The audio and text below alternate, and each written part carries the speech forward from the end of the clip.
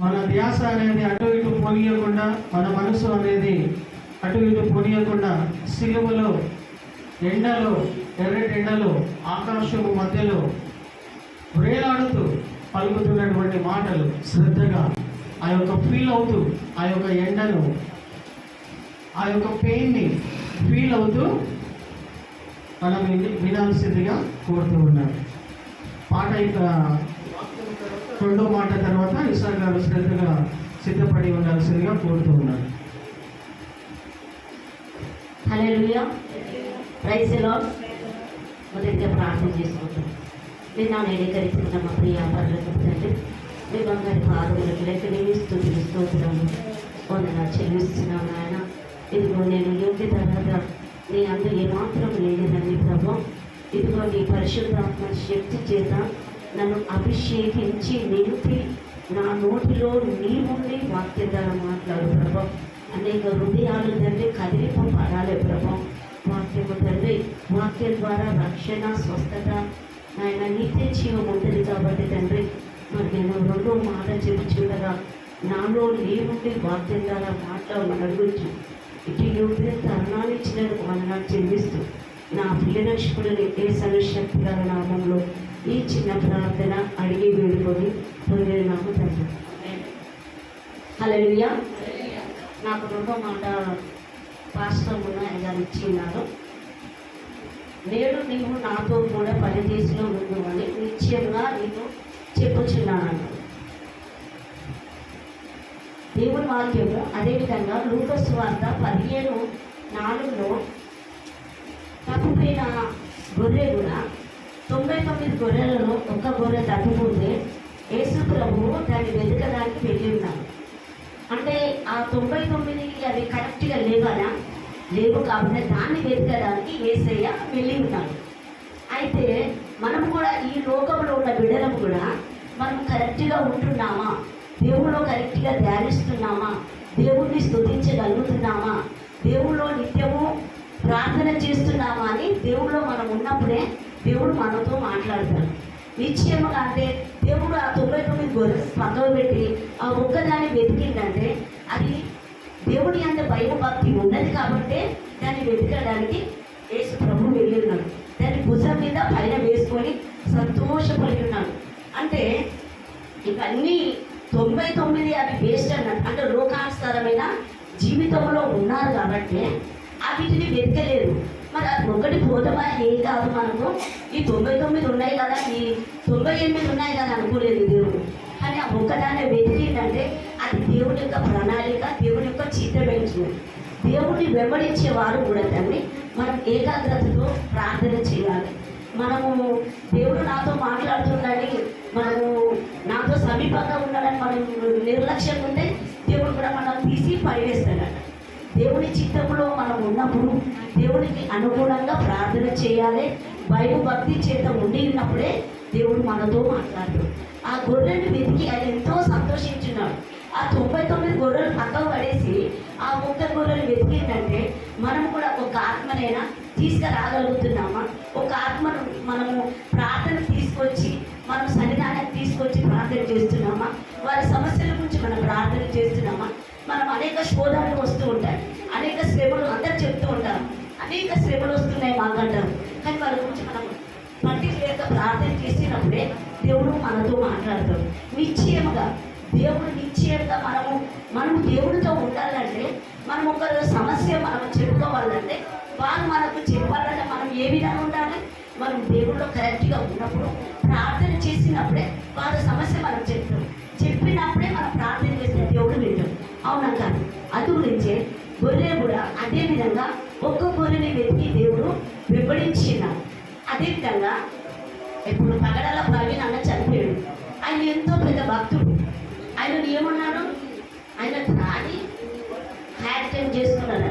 కానీ దేవుడు ఆయనను పరలోకంలో ఎంతో సింహాసనం మీద కూర్చుని పెట్టుకోవచ్చు ఆయన. కానీ ఈ లోకంలో వ్యక్తులు ఏమంటున్నారు, ఆయన ఎంతో భక్తుడు, చాలా భక్తుడు, అనేక యూట్యూబ్లలో చెప్తా ఉన్నాడు. కానీ ఆయనను నిందించి, అంటే ఆయనను వాళ్ళ కుటుంబం కానీ వారు కానీ ఆయన చనిపోయిన వ్యక్తి కూడా ఎంత బాధపడి ఉండొచ్చు. అదేవిధంగా ఆయన ఈ లోకంలో నింద పడవచ్చు, కానీ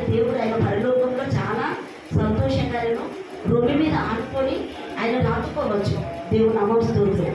అయినా కానీ ఆ బిడ్డ నిమిత్తము అనేకులు ప్రార్థన చేస్తున్నారు. అలాంటి క్రైస్తవులని బిడ్డకు ఎలాంటి బాధలు హింసలు కావద్దని, క్రైస్తవులైన బిడ్డల జోలికి రావద్దని వారు ప్రార్థన చేస్తున్నారు.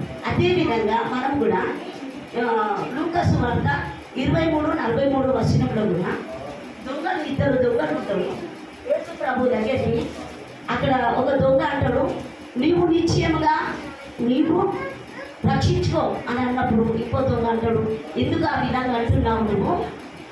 ఆ దేవుడు ఏ పాపం ఎరిగిన యేసయ్య మన నిమిత్తము శిలువలో మరణించును, మనము ఆయన గురించి మనం వెళ్తున్నాం కాబట్టి మనలో నా బిడ్డ రక్షిస్తాడు అన్నప్పుడు దేవుడు ఆ బిడ్డను మీరు అన్నట్టే అని అన్నాడు. అంటే ఆయన దూషించిండు. అక్కడ ఒక ఆయన దూషించిండు, ఒక ఆయన పశ్చాత్తాపడ్డు. దేవుడిని ఆ విధంగా మనం అనొద్దు. తను ఏ పాపం ఎరగని వ్యక్తి కాబట్టి ఆ బిడ్డ మనలను శిలువ నుంచి మనలను తన ద్వారా మనలను రక్షణ పొందడానికి నిత్య జీవం ఇస్తుండు. నువ్వు ఆ మాటలు మనము కరెక్ట్గా మనం చేసిన పాపములు చేయబట్టే మనం శిలువలో మరణించడానికి కరెక్ట్గా ఉన్నాము. కానీ దేవుడు ఏ పాపం ఎరగని దేవుడు మన నిమిత్తము శిలువలో మరణించడానికి సిద్ధంగా ఉన్నాడు కాబట్టి మనలను కూడా ఇప్పుడు రక్షిస్తాడని యేసు ప్రభువు చెప్పింది. అదేవిధంగా మనము ఈ లోకంలో ఉన్నప్పుడు మనము అనేక శ్రమలు, నిందలు, అవమానాలు వస్తుంటాయి. ఎందుకంటే నేడు నీవు నాతో కూడా పరదేశిలో ఉండు. అంటే పరదేశి అంటే మనం దేశాలకు వెళ్ళడం కాదు, ఎక్కడికో పోవడం కాదు. మనము ఇక్కడ ఉన్న వ్యక్తులనైనా మనము ప్రార్థన కానీ మన కుటుంబంలో సమస్యల నిమిత్తము అనేక బిడ్డలు బాధపడుతూ ఉన్నాం. కానీ ఆ సమయంలో మనం వాళ్ళని ఓదార్చడం చాలా గొప్పతనం. అవునా కాదు? దేవుని బిడ్డలను మనం ఓదార్స్తే దేవుడు సంతోషపడతాడు. ఈ లోకంలో ఉన్న బిడ్డలను కాదు, అన్ని బిడ్డలను కూడా రక్షించాలి. వాళ్ళు లోకంలో ఉండే అనేక శ్రమలు, నిందలు వారు మన క్రిస్టియన్స్ పై ఎంతో అగాధ్యం చేస్తున్నారు. కానీ అప్పటికి కూడా మనం కాకుండా దేవుని నామాన్ని దూషణ పాలు చేయకుండా ఉండాలి. దేవుడిని మహిమపరచాలి, దేవుడిని ధ్యానించాలి. ధ్యానించినప్పుడు దేవుడు మన పట్ల కార్యం చేసే దేవుడు. అదేవిధంగా మన ఏంటిది లాజరు కూడా, మార్తా మరియలు కూడా ఆ బిడ్డ యేసు ప్రభు దూషించింది. ఏమని? దేవా, నువ్వు ఉంటే చావకుండా ఉండునేమో నా అన్న, లాజరు చావకుండా ఉండునేమో అని ఆ బిడ్డలు అన్నప్పుడు, నువ్వు ఎందుకు బాధపడుతున్నావు, నన్ను ఎందుకు నిందిస్తున్నావు? నేను లేనప్పుడు కూడా పునరుద్ధాన దినమున తను తిరిగి లేస్తాడని దేవుడు చెప్పిండు. కాబట్టి నువ్వు ఏమో భయపడకు మార్తా, నీ విశ్వాసం కలిగి నువ్వు ప్రార్థన చేయి. విశ్వాసము చాలా గొప్పది. విశ్వాసంతో కూడిన ప్రార్థన విజయము అనుగ్రహిస్తాడు దేవుడు. విజయము ప్రతి ఒక్క కార్యాలు చేస్తాడు. ఇప్పుడు మనకు నమ్మకం లేదు, ఏ క్రియ కూడా జరగదు, మనకి ఏది జరగదు. నాకైతే ఏంటిదంటే నాకు బైక్ విషయంలో చాలా ఏడుస్తున్నాడు. అసలు ఆ బైక్ కొనగానే ఎంత శోధన అంటే అసలు టార్చర్గా నాకు. అసలు మా ఆయన డ్యూటీ పోతలేడు. అది నేను విశ్వాసం పెట్టిన, దేవా నువ్వు నాతో ఉండే దేవుడు. నేను ఇప్పటికీ 45 రోజులు ఉపవాసం ఉండి దేవుడితో ప్రార్థన చేసిన. నేను అనుకున్న, దేవా వాళ్ళు అందరూ చదువు వచ్చినోళ్ళే, మంచిగా జ్ఞానవంతులు తండ్రి, నాకైతే మామూలుగానే చదువు వస్తుంది, నేను చెప్తానా లేదా అని అన్నప్పుడు సేవకురాలు కళలు వచ్చి, పద్మాను కరెక్ట్గా చెప్పాల వాక్యం అంటాను. ఇక తాను అనగానే నాకు ఇంకా భయం వేసింది. దేవా నేను ఏ విధంగా చెప్తానో, నేను కరెక్ట్గా చెప్తాను, సేవకురాలు చెప్పిందంటే నేను ఖచ్చితంగా చెప్తానో లేదా అంటున్నాను. దేవుళ్ళో మనం ఉన్నప్పుడు దేవుడు మన పట్ల కార్యం చేసే దేవుడు. మనం ఏమాత్రం మనుషులం, కానీ మనము దేవుడి దగ్గర పరిశుద్ధాత్మ శక్తి చేత నింపబడి దేవుడి చేత అభిషేకించినప్పుడు ఇక్కడ ఉండి నిలబడి మాట్లాడగలుగుతాం. అర్హత దేవుడు మనకి ఇయ్యదు. ఆ విధంగా మామూలు వ్యక్తులకు ఇయ్యడు. మామూలుగా మనం ప్రార్థన చేస్తే మామూలుగా క్యాజువల్గా వాక్యం చదువుతున్నా కదా, నా ప్రార్థన చేస్తున్నా కదా అని మనం అంటే దేవుడు అక్కడ మనల్ని తీసి పడేస్తాం. మనం తను తాను తగ్గించుకున్న వాళ్ళు హెచ్చిపోబడతారు. మనము తగ్గించుకోవాలి. మనం తగ్గించుకున్నప్పుడే దేవుడు మన పట్ల గొప్ప కార్యం చేస్తాడు. కాబట్టి మనం కూడా దేవుని యందు భక్తి చేత ఉన్నప్పుడు దేవుడు మన పట్ల కార్యం చేస్తాడు. నిశ్చయముగా నేను నీతో ఉంటానన్నా అంటే మనం దేవుని యొక్క సమీపంగా ఉన్నప్పుడే దేవుడు మనతో ఉంటాడు. దేవునికి మనం దూరంగా ఉంటే దేవుడు కూడా మనల్ని చూడు. ఒకసారి 2 క్షమిస్తాడు, కానీ ఊరికే క్షమించమంటే దేవుడు కూడా క్షమించడు. ఎందుకంటే మన తప్పిదములు, పొరపాట్లను మనము తగ్గించుకొని, దేవా నన్ను క్షమించు, పదే తప్పులు చేసి మనము మళ్ళీ దేవా నన్ను క్షమించాలంటే కూడా దేవుడు ఇష్టపడడు. కాబట్టి మనం తగ్గించుకొని తగ్గింపు స్వభావం మనలో ఉన్నప్పుడు దేవుడు మనల్ని దీవిస్తాడు. అదేవిధంగా ఇతరులను మనము రక్షించాలంటే మన మార్పు కావాలి. మనం ఇతరులను తీసుకురావాలంటే మనలో మారు మనసు పశ్చాత్తాపం కలిగి, అమ్మో ఈమె దేవుని కుమార్తె, దేవుని కుమారుడు, ఈ బిడ్డను చూసి మనం చర్చికి వెళ్ళాలి, ఈ బిడ్డను చూసి మనం ప్రార్థనలో ఉండాలి, ఈ బిడ్డను చూసి ఈ విధంగా నడవాలని తండ్రి అని అందరూ అనుకోవాలంటే మనం కూడా మంచిగా భయం భక్తి చేత ఉన్నప్పుడే దేవుడు మన పట్ల కార్యం చేస్తాడు. అదేవిధంగా దేవుడు నామము స్తోత్రం.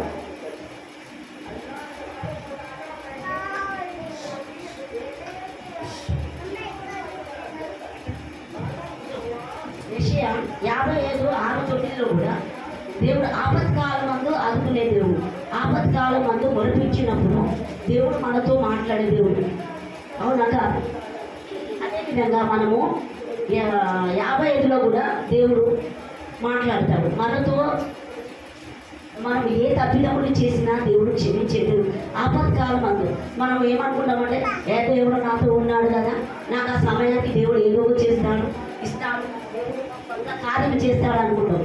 చేస్తాడు, కానీ మన హృదయం ఏ విధంగా ఉన్నది అని మనం హృదయంతరంగంలో నుంచి ప్రార్థన చేసి పశ్చాత్తాపం పడితేనే దేవుడు మనతో ఉంటాడు, మనలో ఉండి ప్రార్థన చేస్తాడు. అదేవిధంగా మనము రియల్గా దేవుళ్ళో ఉండాలంటే, మంచితనంగా ఉండాలంటే మనము ప్రార్థన సమీపంగా మనం ఎన్ని గంటలు ప్రార్థన చేస్తున్నాం, ఏ విధంగా ఉంటున్నాం, ఉన్నప్పుడే నేడు నీతో కూడా, నేడు నాతో కూడా పరదేశంలో అంటే దేవునితో మనం ఉండాలంటే ఏ విధంగా ఉన్నప్పుడు మనం పరదేశిలో ఉండాలంటే దేవునితో పరలోక రాజ్యంలో సమీపంగా ఉండాలంటే మనం ఏ విధంగా ఉంటే దేవుడితో మనం సమీపంగా ఉంటాము అంటే మనము దేవుడితో సాంకేతలు కలిగి దేవుడిని స్తుతించడము, ప్రార్థన చేయడము, వాక్యము చదవడము, గంటల తరబడి దేవుడు ఉంటేనే దేవుడు మనతో ఉండగలుగుతాడు. నార్మల్గా మామూలుగా ఉంటే దేవుడు మనతో ఉండడు. ఆ సమయంలో ఏదో దేవుడు వాడుకోవాలనుకుంటే ఆ టైంలో వాడుకుంటాడు, అంతే. ఇక అర్థం తీసి పక్కకు పడేస్తాడు. కానీ దేవుడు వాడుకుంటున్నాయని కూడా మనము అజాగ్రత్తగా ఉండదు. దేవుడితో భయం భక్తి చేత ఉంటేనే దేవుడు మనతో సమీపంగా ఉంటాడు. దేవుడు సమీపంగా ఉండి దేవుడు మన పట్ల కార్యం చేస్తాడు. అందుగురించే దేవుడు ఆశ్చర్యకరుడు, ఆలోచనకర్త, నిత్యుడైన తండ్రి, సమాధానకర్త. అంటే మనము నిత్యము స్తుతించినప్పుడు సమాధానకర్తతో మనము ఇతరులను కూడా క్షమించాలి. క్షమించే మనసు మనలో ఉన్నప్పుడే మన ప్రార్థన దేవుడు వింటాడు. మొన్నటి దినము మా ఆడబిడ్డ కూతురుది మ్యాచ్ లేదు. మేము అన్నీ తీసుకెళ్ళినాము, ఫలారాలు అవి తీసుకుపోయాము. కానీ మమ్మల్ని అక్కడ చాలా చిన్న సూప్ చూస్తూ ఉన్నాడు. ఇక నేను అనుకున్నా, దేవా ఏంటి ఏసయ్యా మమ్మల్ని ఈ విధంగా అంటే, నేను అనుకోలే, దేవా అక్కడ నీవు మహిమ పొందుకోవాలి, నేను కాదు. దేవా నీవు మహిమ పొందుకోవాలన్నప్పుడు దేవుడు అందరూ మళ్ళీ సమాధానం కలిగి దేవుడు నా పట్ల కార్యం చేసి మా తోటి కొడల కన్నా ఎక్కువ నాకు ఆదిత్యత ఇచ్చింది. అంటే అక్కడ నేను ప్రార్థన చేసుకొని వెళ్ళిన, దేవా వాళ్ళందరూ ఇట్లా తయారవుతారు, అట్లా ఉంటారు, ఇట్లా ఉంటారు, నాకైతే తెలియదు బ్రహ్మ, నీవు నాతో రావాలి, నీవు నాలో ఉంటేనే నేను అక్కడ కార్యం చేయగలుగుతాను అన్నప్పుడు దేవుడు మాతో ఉన్నాడు. దేవుడు నాకు స్తోత్రము. నేను నాతో కూడా పరదేశంలో ఉండవని నిశ్చయంగా చెప్తున్నాను. అంటే దేవుడు మనతో ఉన్నప్పుడు, మనము దేవుళ్ళు ఉన్నప్పుడు దేవుడు మన పట్ల కార్యం చేసే దేవుడు ఇచ్చినాడు. దేవుడు ఇచ్చిన వాక్యాన్ని దేవుడు దీవించి ఇది అమ్మగారు అయ్యగారు మనకి ఇచ్చే సమయం ఇచ్చిన విధానం వచ్చి మీకు దేవుడికి వందనాలు కలిపి నా హృదయపూర్వక వందనాలు చేపిస్తాను. దేవుడు థ్యాంక్ యూ.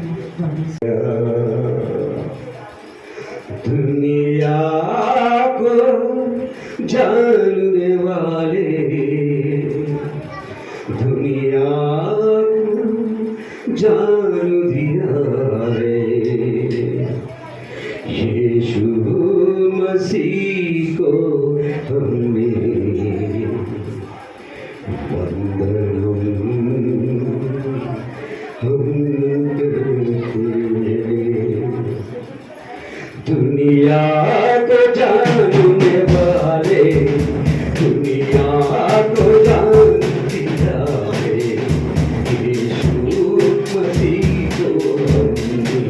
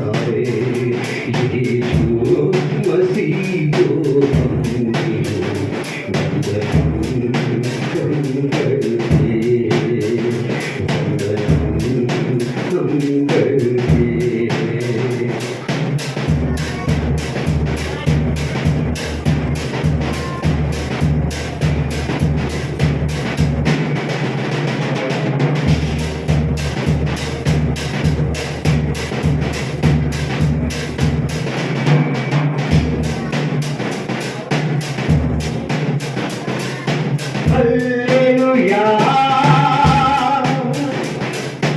హల్లెలూయా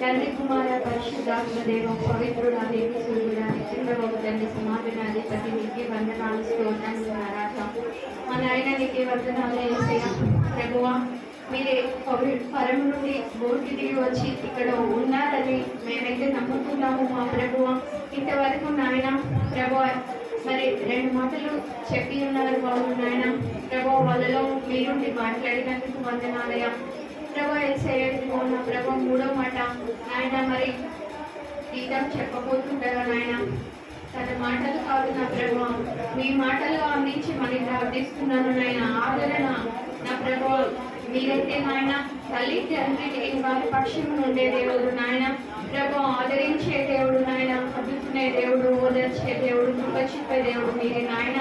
ప్రభు నీకు వందనాలు, స్తోత్రాలు స్తోత్రాలు నరాశ. మా ప్రభు ఆ యొక్క మరి తండ్రి ఆ యోహాను మరి అయితే అప్పుడు మా తండ్రి బాధపడినప్పుడు నాయన ఇదిగో యేసు ప్రభు ఇదిగో నీ తల్లి అన్నప్పుడు, ఈమె నీ తల్లి అన్నప్పుడు నాయన ఆమె ఆదరించి తన ఇంట్లో చేర్చుకుంటాడు. కాబట్టి నాయన ఆ మాట చెప్పబోతుండగా నా ప్రభు ఆ మాటలు కాదు నాయన, నీ మాటలు అందించండి నా ప్రభు. ఆత్మతో నాయన ఆత్మపూర్వకంగా ఈ మాటలు అందించండి నా ప్రభు. చెవి గలవారు వినులుగా అన్నారు మా ప్రభువ. నా తండ్రి నీకు వందనాలు. గ్రహించే మనస్సు కూడా ప్రతి ఒక్కరికి దయచేయమని తండ్రి మీకే వందనాలు చెల్లిస్తూ ఈ సమయం అంతా నీ చేతులకు అప్పగిస్తూ మా ప్రియ రక్షకుడే యేసు నామంలో ప్రార్థిస్తున్నాను తండ్రి, ఆమేన్.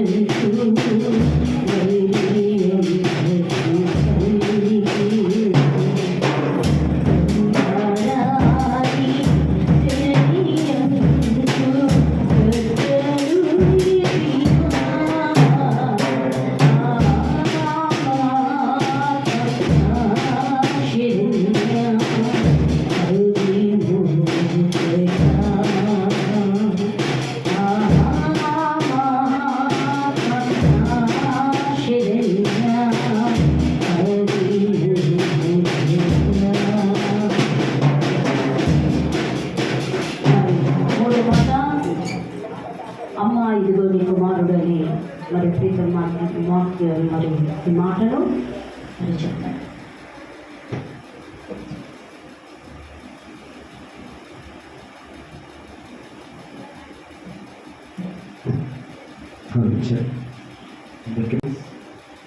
He said to the disciples, "Behold the mother," and from that hour the disciples took her unto his own home.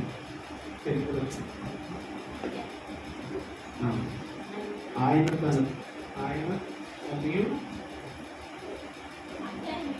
19:25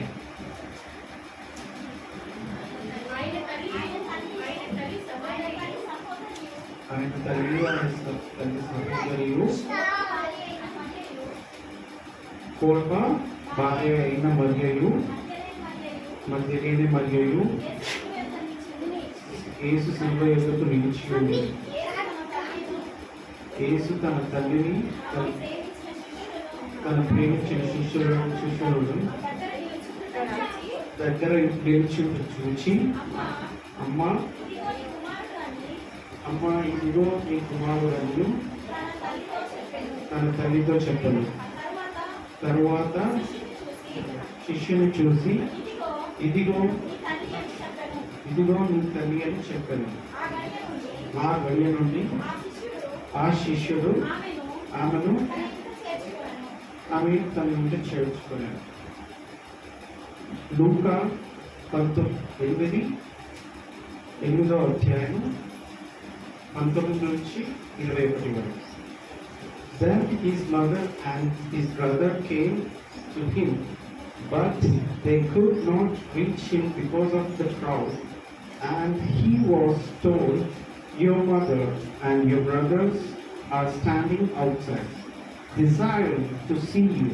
But he answered them, "My mother and my brother are." తెలుగులో 19 తన తల్లియు సహోదరుడు ఆయన వద్దకు వచ్చి జనులు గుంపుగా ఉన్న చేత ఆయన దగ్గరకు రాలేకపోయింది. అప్పుడు నీ తల్లియు నీ సహోదరుడిని నిన్ను చూడబోయి వెలుపల నిలుచుచున్నారని ఎవరో ఆయన తెలియజేసింది. ఇక్కడ 3 points. Jesus willing to care for you. Jesus will take care of you. And Jesus will watch over you. Jesus, the church is a new spiritual family. అంటే ప్రేమతో మిమ్మల్ని చూస్తున్నారు. ప్రేమతో మిమ్మల్ని చూసుకొనుచున్నాడు. యేసు నిన్ను చూసుకొనుచున్నాడు. యేసు నీకు సహాయం చేయుచున్నాడు. ఒక నూతన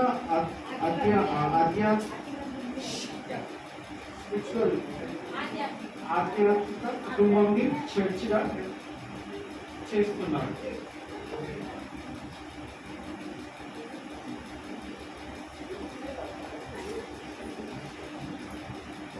There are the 3 reasons of this word Jesus is mother.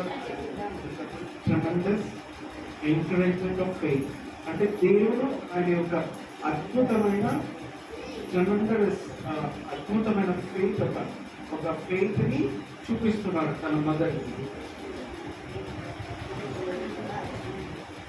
ఒక అద్భుతమైన ఫెయిత్ ని తన మదర్కి చూపిస్తున్నాడు, తన యొక్క ప్రేమను. If you love his mother with the nature and affection, how much you can obedient, disciple, bank of love.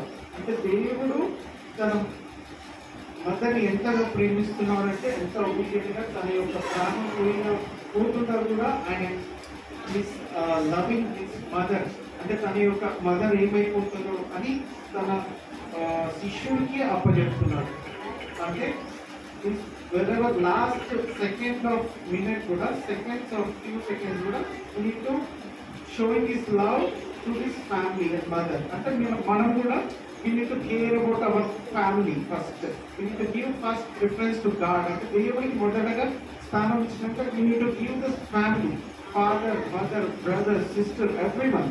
Ante prati okkariki manam చూడాలన్నమాట. whatever the needs, whatever the family help, whatever మనం ఏదైతే ఉన్నామో వారికి ఏదైతే సహాయం చేయగలుగుతామో, వారికి ఎంతవరకు సహాయం కోరుచున్నామో మన సాధ్యమైనంత వరకు మన చెయ్యి వాళ్ళకి మన ఫ్యామిలీ మెంబర్స్కి ఇవ్వాలి. అక్కడే దేవుని చూసి మనం ఇది ఒక this one we need to learn అన్నమాట. ఇది ఒక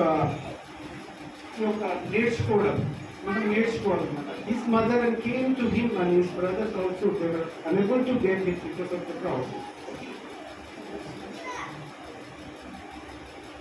అంటే హౌ కేర్ అంటే వీని టేక్ అబౌట్ మనం వాళ్ళ యొక్క పేరెంట్స్ని సంతోషపరచాలి. మనం ఏది వారికి సన్మానం చేసి కాకుండా అదే అలా చేయాలని అవసరం లేదు, కానీ వారిని సంతోషపెట్టాలి, వారిని చూసుకోవాలి. ప్రతి ఒక్క వాళ్ళ యొక్క అవసరతలు, వాళ్ళ యొక్క అక్కర్లు ఏమైతే ఉందో మన యొక్క పేరెంట్స్ని మనము యేసులాగా మనం ప్రేమించాలి.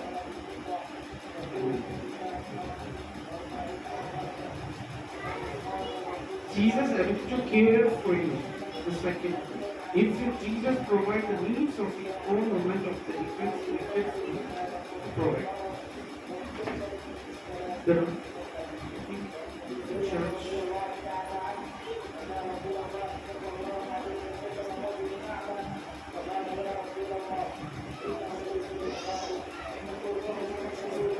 when Jesus said to Mary, "Look on the John, your son." దేవుడు తన యొక్క తల్లి అయిన మరియకు చెప్తున్నాడు, జాన్ నీకు కుమారుడు. he will take care of you అని మనకి అప్పగించుతున్నాడు. He is showing us how to meet, how to our needs are to be meet when you are having left everything follow him. And God is good there.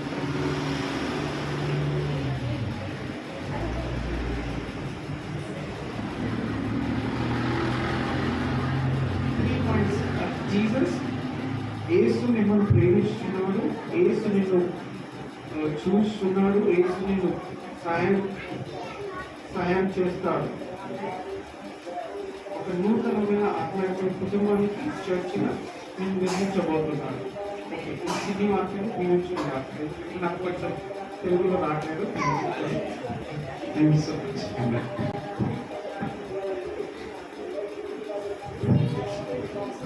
Thank you Pritam, thank you very much. Actually చెప్పాలి అని అంటే ఈ మాట కవిత sister చెప్పాలి, మన సంఘ విశ్వాసురాలైనటువంటి కవిత చెప్పాలి sister. అయితే మార్నింగ్ పాస్టర్ అమ్మ ఫోన్ చేసినప్పుడు తాను కూడా చెదిరిపోయినటువంటి గొర్రె. ఒకప్పుడు ఈ సంఘములో ఎన్నో మేలులు పొందుకొని, రక్షణ పొందుకొని, ఆశ్చర్య కార్యాలు పొందుకున్నటువంటి విశ్వాసం. కాబట్టి తాను ఏదో సంఘంలో వేరే అవకాశం ఉన్నది నేను చెప్పలేదు, తానే ఇష్టపడ్డది. బిఫోర్ ఇదేమంటారు, ఈ ఆరాధన జరగకముందు, ఈ ప్రోగ్రామ్ లిస్టు తయారు చేయకముందే తాను నేను చెప్తాను అని తనకు చెప్పినది పాస్టమ్.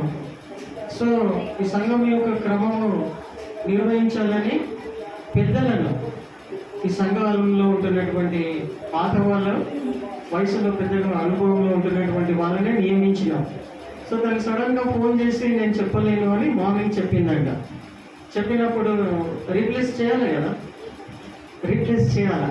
రీప్లేస్ చెప్పినప్పుడు వెంటనే నేను ప్రీతంకి కాల్ చేసి చెప్పిన, ప్రీతం ఇట్లా నువ్వు వాక్యం చెప్పాలి, దేవుడు నీకు గొప్ప అవకాశం ఇస్తున్నాడు అన్నప్పుడు ఎంతో ధైర్యం చేసి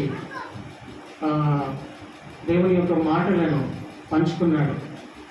ప్రియమైన వాళ్ళారా, మన సంఘ సభ్యులు ఎప్పుడు కూడా దేవుని వాక్యం చదవడానికి, దేవుని వాక్యం చెప్పడానికి, దేవుని వాక్యానుసారంగా నడుచుకోవడానికి వెనుకకు పోవద్దు, వెనుకబడవద్దు.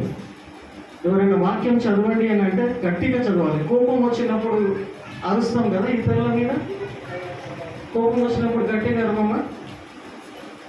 అట్లా దేవుని వాక్యం చదువు అని అంటే ఆసక్తితో చదవాలి. ప్రార్థన చెయ్యమా అని అంటే ఆసక్తి చూపించాలి. వాక్యం చెప్పాలి అని అంటే ఆ అవకాశాన్ని పోగొట్టుకోవద్దు. నాకున్న చాలా గలీజ్ అలవాటు ఒకటి ఉన్నది, చెప్పాలా? ఎంతమంది అయినా, ఎటువంటి సందర్భమైనా, ఎటువంటి అవకాశమైనా, ఏ సందర్భమైనా పాస్టర్ అమ్మ కానీ ఇంకెవరైనా కానీ వాక్యం చెప్పు అని అంటే ఆ అవకాశాన్ని నేను పోగొట్టుకోను. చాలా అనుభవాలు ఉన్నాయి, అవకాశాన్ని నేను పోగొట్టుకోను. వాక్యం చెప్పు అని అంటే చెప్పడానికి వెళ్తాను. ఎటువంటి సందర్భం, దేవుడు ఇచ్చినటువంటి గిఫ్ట్ నాకు. కాబట్టి ధైర్యం చేసి హైదరాబాద్ నుండి ప్రయాణం చేసి వచ్చిండ్రు. పాపం 7 గంటలకు లేచిండ్రు, ఎప్పుడు ప్రిపేర్ అయ్యారు. చిన్న పిల్లల్ని తీసుకొని వచ్చింది ప్రీతి. ఈ సంఘం పట్ల ఆసక్తి వాళ్ళకు ఉన్నది. ఆసక్తి అనేది ఈ విధముగా వాళ్ళు చూపిస్తూ ఉన్నారు. కాకపోతే పర్వాలేదు అనుకోండి, ఈ రేకుల కింద యేసు ప్రభువే ఈ టైంలో మధ్యాహ్నము 12 గంటలకు సిలువలో వేలాడుతూ ఉన్నాడు. ఎండలో మధ్యాకాశంలో వేలాడుతున్నాడు. మీరు ఏసీలలో కూర్చొని వచ్చిన అయినా కానీ ఆ యొక్క పెయిన్ని, యేసు ప్రభు యొక్క బాధను, నొప్పిని, ఆ భారాన్ని మనం కొంచెమన్నా అర్థం చేసుకోవాలంటే ఇంకా ఫ్యాన్లు బంద్ చేస్తే ఇంకా బాగా అర్థమవుతుంది. ఫ్యాన్లు బంద్ చేసుకొని ఇంకెన్ని వచనాలు ఉన్నాయమ్మా? ఎన్ని చెప్పారు ఇప్పటి వరకు? ఇంకా 3 ఉన్నాయి, ఇంకా 4 ఉన్నాయి. యేసు ప్రభు యొక్క బాధని అర్థం చేసుకోవాలి. ఆ మాటలు మన కోసమే చెప్పాడు. ఎక్కడ ఉండి చెప్పిండమ్మా? సిలువలో ఉండి చెప్తున్నాడు ఈ మాటలు. 7 మాటలు ఎక్కడ ఉండి చెప్తున్నాడు? సిలువలో వేలాడుతూ చెప్తున్నాడు. మనం కొంచెం సేపు ప్లాన్ పని తీసుకొని దేవుని మాటలు వినలేమా?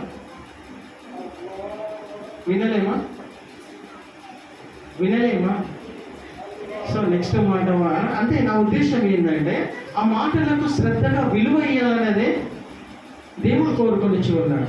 ఆ మాటలు మన మనసులో హృదయంలో నిలిచి నడిపించాలంటే శ్రద్ధగా ఆ యొక్క విలువను అర్థం కావాలంటే కొంచెం నొప్పి కావాలా, కొంచెం చెమటలు కావాలా, అప్పుడు ఆ మాట అర్థమవుతుంది. కాబట్టి నెక్స్ట్ మాట, ఈ మాట తర్వాత మన మధ్యలో ఉన్నటువంటి థామస్ ప్రత్యేకమైనటువంటి పాట పాడతాడు.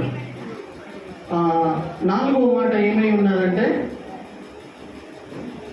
ఇప్పుడు ఏ మాట చెప్పాలో ఎవరు చెప్తూ ఉన్నారు? ఆదిత్య బ్రదర్ ముందుకొచ్చి దేవుని యొక్క మాటను 4వ మాట సిలువలో వేలాడుతున్నటువంటి యేసు ప్రభుల మాట శ్రద్ధగా మనం ఈ సమయంలో కొంచెం సమయం తీసుకొని మనం శ్రద్ధగా విందాం. ఆదిత్య వాక్యము బాగా చెప్పాలని మన మధ్యలో ఉన్నటువంటి ప్రీతి ముందుకొచ్చి ప్రార్థన చేయాల్సిందిగా కోరుతూ ఉన్నాను.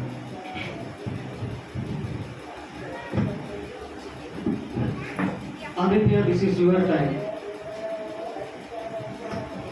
అందరికి కళ్ళు వస్తుంది.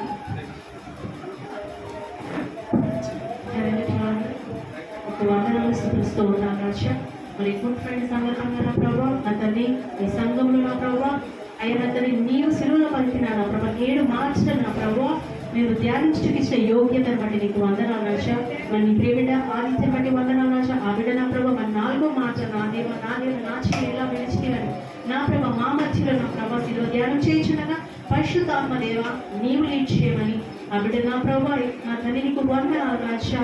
వాక్యంలో మర్మాలతో మాతో మాట్లాడమని నజరేయుడైన సర్వశక్తిగల యేసు నామమున చిన్న కొద్ది ప్రార్థన అడిగి వెళ్తున్నాం తల్లి. ఆమేన్. Thank you. మన మధ్యలో ఉన్న ఆదిత్య బ్రదర్ 4వ మాట పంచుకుంటాడు. ప్రార్థన చేసుకున్నాం.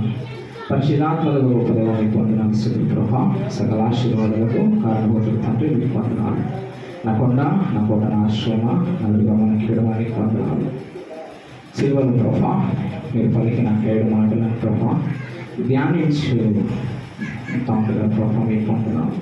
ఇప్పటిదాకా ప్రభా మీరు మీ యొక్క బిడ్డల నుండి 3 మాటల ద్వారా నాతో అందరితో మీరు మాట్లాడిన విధానం బట్టి మీకు వందనాలు స్తుతులు తెచ్చుకుంటా ఉన్నాం. 4వ మాటగా ప్రభా ఏలి లావసభనే ప్రభా మీకు వందనాలు. వాక్యము ప్రభా పంచుకుంటాం కదా మీరు మాట్లాడండి ప్రభా మీకు వందనాలు. అనేక సార్లు ఆయన ప్రభా లవోదిక సంఘంతో ప్రభా మీరు చెప్పి ఉన్నారు. చెవిగలవాడు ఆత్మ చెప్పుచిన వాడు వెలుగుగా కాని ప్రభా మీరు చెప్పిన రీతి ప్రభా ఇక్కడ తన ప్రత్యేక విడుదల ప్రభా మీ యొక్క మాటలు వెలుగుగా కానీ ఆయన ప్రభా ప్రకటిస్తూ ఉండగా ఆయన ప్రభా మీరేమైనా ప్రభా మీకు ఆత్మకారాన్ని జరిగించుకొని మీకే సమస్త మహిమ ఘనత ప్రభావాలు చెప్పుకుంటూ నజరేయుడైన యేసు నామమున స్తుతించి ప్రార్థించి ప్రార్థించుకుంటుంది. ఆమేన్. హల్లెలూయా హల్లెలూయా హల్లెలూయా. సిలువలో యేసుక్రీస్తు ప్రభువు గారు పలికిన 4వ మాట బైబిల్ ఎవరైనా చదువుతారా? మత్తయి సువార్త 27వ అధ్యాయం 46వ వచనం. బైబిల్ వారు ఎవరన్నా నేను వాక్యం అయితే సిద్ధపడలేదు, కానీ నేను ప్రభువును అడిగినప్పుడు ఒక మాట ఇచ్చినాడు. ఆ మాటను మీతో పంచుకొని ఆ సందేశాన్ని ముగింపులకు తీసుకొస్తాను. మత్తయి సువార్త 27వ అధ్యాయము 46వ వచనం.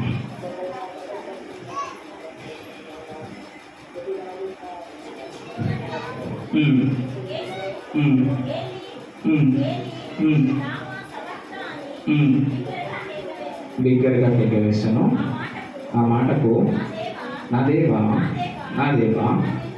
నన్నెందుకు చేయి విడిచితులని అర్థం. 4వ మాటలోనికి వెళ్ళక ముందు మొదటి ఇప్పటిదాకా మనము 3 మాటలని విన్నాం. ఏమేమి విన్నాం?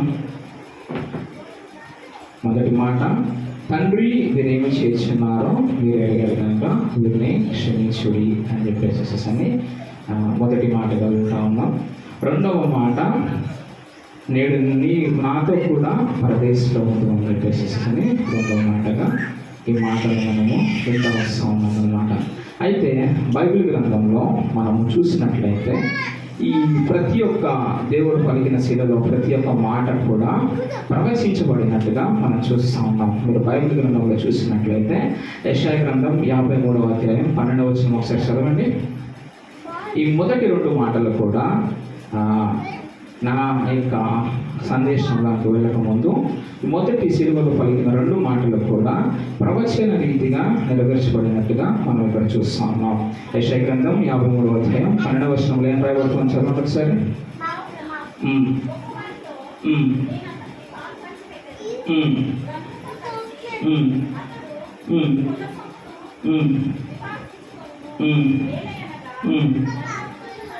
మరణము పొందినట్లు అతడు తన ప్రాణమును దారపోసెను, అతిక్రమము చేయవారిలో ఎంచబడిన వాడాయను, అనేకుల పాపమును భరించుచు తిరుగుబాటు చేసిన వారిని గురించి విజ్ఞాపనము చేసెను. ఈ యొక్క ప్రవచనము 700 సంవత్సరాలకు మునిపే యెషయా ప్రవక్త ద్వారా దేవుడు పలికినట్టుగా మనం చూస్తూ ఉన్నాం. ఈ మొదటి 2 మాటలు కూడా ఈ యొక్క వచనంలో నెరవేర్చబడినట్లుగా మనం చూస్తూ ఉన్నాం. అంత మాత్రమే కాదు కానీ మూడో మాట దగ్గరకు వచ్చేటప్పటికి అమ్మ ఇదిగో నీ కుమారుడు అని చెప్పేసి అని 3వ మాట దేవుడు పలికినట్టుగా చూస్తూ ఉన్నాం. ఇది కూడా ప్రవచన నెరవేర్పుగానే మనం చూస్తూ ఉన్నాం బైబిల్ గ్రంథంలో. ఒకసారి మీరు లూకాసు వార్త 2వ అధ్యాయం 41వ వచనం ఓపెన్ చేసినట్లయితే కనుక లూకాసు వార్త 2వ అధ్యాయము 41వ వచనంలో ఏమని రాయబడతామని చూడండి ఒకసారి. పస్కా పండుగకు ఆయన తల్లిదండ్రులు ఏటేటా యెరూషలేముకు వెళ్ళిన వారు ఆయన 12 ఏళ్ల వాడై ఉన్నప్పుడు ఆ పండుగను ఆశ్రయించటకై వాడుక చెప్పున వాడు యెరూషలేమునకు వెళ్ళిరి. ఆ దినములు తీరిన తర్వాత వారు తిరిగి వెళ్ళుచుండగా బాలుడైన యేసు యెరూషలేములో నిలిచాను. ఇక తీరి ఎంత కనుక మనం చూసుకుంటున్నట్లయితే సిమియోను ప్రవక్త కూడా ఒక ప్రవచిస్తున్నట్టుగా మనం చూస్తూ ఉన్నాము. అక్కడ బాలుడైన యేసును 8వ దినమున ఆ యొక్క దీని గురించి అని చెప్పేసి అని తీసుకువెళ్ళినప్పుడు కత్తి ఖడ్గము గుండెల్లోనికి దూసుకు వెళ్తుంది అని చెప్పేసి అని సున్నతి చేయడానికి అని చెప్పేసి అని 8వ దినమున యేసుక్రీస్తు ప్రభువుని ఈ సున్నతి చేయడానికి అని చెప్పేసి అని తీసినప్పుడు సిమియోను ప్రవక్త ద్వారా కూడా ఈ యొక్క మాట ఏది ఖడ్గము దూసుకు వెళ్తుంది అని చెప్పేసి అని ఇక్కడ ప్రవచించబడిన రీతిగా మనం చూస్తూ ఉన్నాం. మొదటి మాట వర్డ్ ఆఫ్ ఫర్గివ్నెస్, 2వ మాట వర్డ్ ఆఫ్ సాల్వేషన్, 3వ మాట కుటుంబ బాధ్యతలను జ్ఞాపకము చేసే మాటగా మనం చూస్తూ ఉన్నాం. ఈ 4వ మాట కూడా మనం చూసినట్లయితే మన వాక్య భాగంలోకి వచ్చేసేద్దాము. మత్తయి సువార్త 27వ అధ్యాయం 43వ వచనంలో చూసినట్లయితే కనుక ఇక్కడ మనము ఈ వాక్యమును చూస్తూ ఉన్నట్లయితే యేసుక్రీస్తు ప్రభువుల వారు నా దేవా నా దేవా నన్నెందుకు చేయి విడిచినావు అని చెప్పేసి అని పలుకుతా ఉన్నట్టుగా చూస్తూ ఉన్నాం.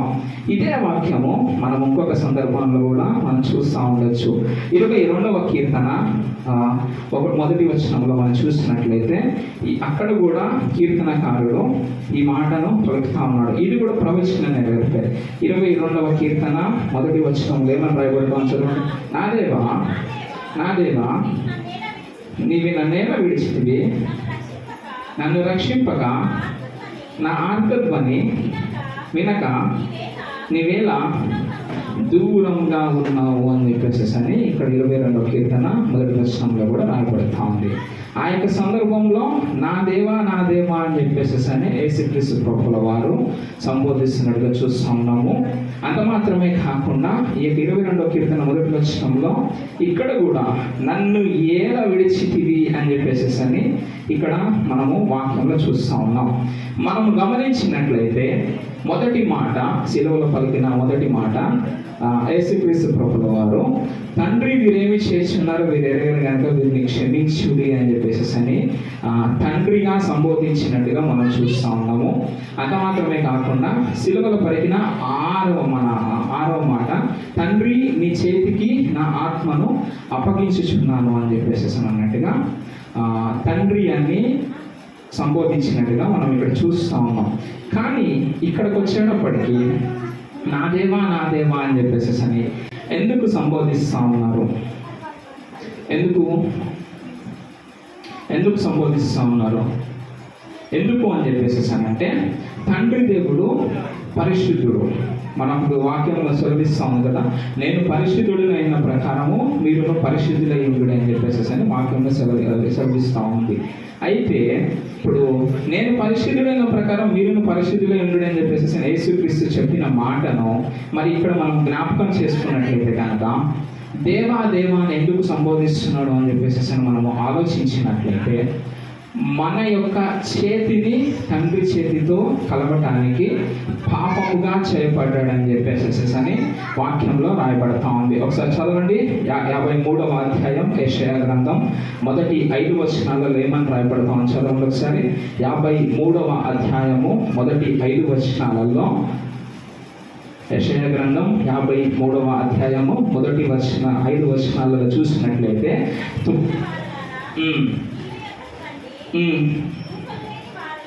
53వ అధ్యాయము యెషయా గ్రంథము మొదటి 5 వచనాలలో మనం చూసినట్లయితే, నేను చెప్పేస్తాను ఈ యొక్క థియరీ కూడా చూడండి ఒకసారి. 3వ వచనంలో చూసినట్లయితే మన గురించి యేసుక్రీస్తు ప్రభువు ఏ రకంగా చేయబడ్డాడంట? తృణీకరింపబడిన వాడుగాను, మనుష్యుల వలన విసర్జింపబడిన వాడుగాను, అది మాత్రమే కాకుండా వ్యసనకాంతుడిగా, వ్యాధిగ్రస్తుడిగా, మనుష్యులు కూడా చూడనుల్లని వాడుగాను, తృణీకరించిన వారుగా మనము అతన్ని ఎన్నిక చేయకపోతున్నాయి అని 3వ వచనంలో రాయబడతా ఉంది. మనము పొందవలసిన ఆ యొక్క శిక్షను మనకు బదులుగా తీసుకుని ఉన్నాడు కాబట్టి తండ్రి దేవుడు అక్కడ యేసుక్రీస్తు ప్రభు యొక్క చేతిని విడిచిపెట్టేసినట్టుగా చూస్తూ ఉన్నాము. ఎట్లా చెప్పగలుగుతారు అని చెప్పేసి అంటే ఇది కూడా ప్రవచన నెరవేర్పు కిందకే మనం చూడొచ్చు. మొదటి అధ్యాయం 13వ వచనం హబక్కూకు మీరు చూసినట్లయితే కనుక, హబక్కూకు మొదటి అధ్యాయము 13వ వచనంలో మీరు చూసినట్లయితే అక్కడ మనకి ఈ వాక్యము ఏమని రాయబడతాం చూడండి. మొదటి అధ్యాయము హబక్కూకు గ్రంథము 13వ వచనము,